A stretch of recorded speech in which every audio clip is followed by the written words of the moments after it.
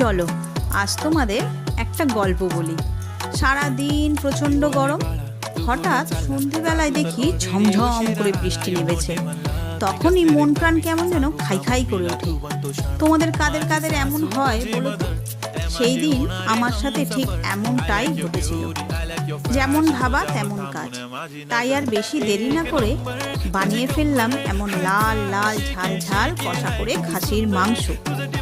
কিন্তু কি দিয়ে খাবো, ভাত না রুটি? বাড়িতে গণনা করে জানতে পারলাম জিতেছে বাবু লুচি। তাই চটপট বানিয়ে ফেললাম এমন ফুলকো ফুলকো লাল লাল কড়া কড়া লুচি। তোমাদের কাদের কাদের এমন লুচি আর কষা মাংসের যুগলবন্দি পছন্দ বলো তো?